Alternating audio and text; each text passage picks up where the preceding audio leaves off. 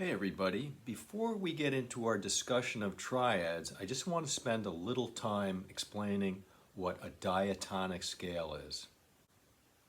I'm doing this because our discussion of triads is based on a major scale which can also be categorized as a diatonic scale. And one of the conditions of a diatonic scale is that if we begin on a particular letter name like an F, we must go up sequentially. We have to go up the musical alphabet sequentially. So F has to be followed by a G, has to be followed by an A, etc. The diatonic scale falls into the category, which is much larger, of scales called heptatonic scales. And these scales, not including the octave note up here, are 7 notes in length. In other words, 1, 2, 3, 4, 5, 6, 7 before we get to the repeat of the first note. An additional requirement of the diatonic scale is that within that octave there has to be a total of 5 whole steps. For instance, from F to F, we have 1, 2, 3, and then we have 4 and 5, and also a total of 2 half steps. And there's one more requirement.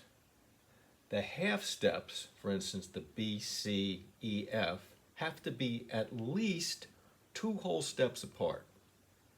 So a scale such as this, F, G, A, B, C, D flat, E flat, F, does not qualify as a diatonic scale because we have a half step here followed by another half step, and there has to be at least 2 whole steps between the half steps in the scale.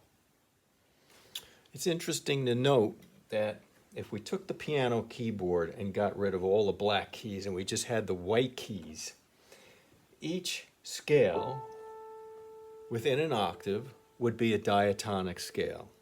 So A to A is diatonic, as is B, as is C, D, E, F, and G. Well, the question arises, can we then have diatonic scales that use black keys? And the answer is yes. For instance, the D scale is what's called a transposition of a major scale. So all of the relationships, for instance, of the C scale with the half steps between 3 and 4 and 7 and 8 are then transposed to a new key. So when we push down all of the notes of the D scale, we still have that 3rd and 4th as a half step, and the 7th and 8th as a half step, and all the rest are whole steps, just like the C scale. So let's test 3 of these white key groupings and to see if they're diatonic. So let's take our C major scale.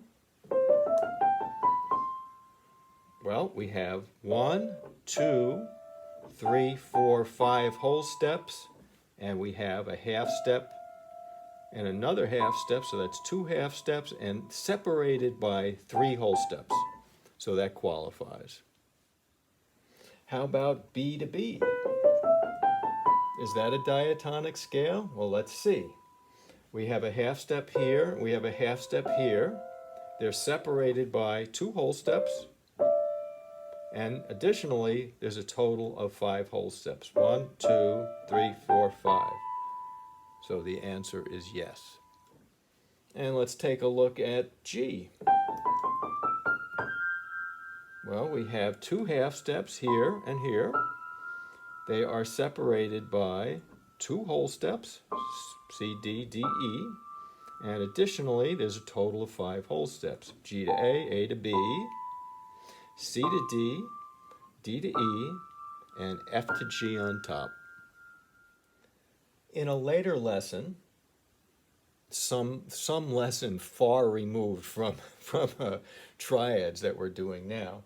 But in a later lesson, we're going to discuss modes. And each one of these scales, beginning on A, B, C, D, E, F, G, qualify as a mode. All you need to know right now is that this mode, originally called the Ionian mode, is what we term our major scale nowadays.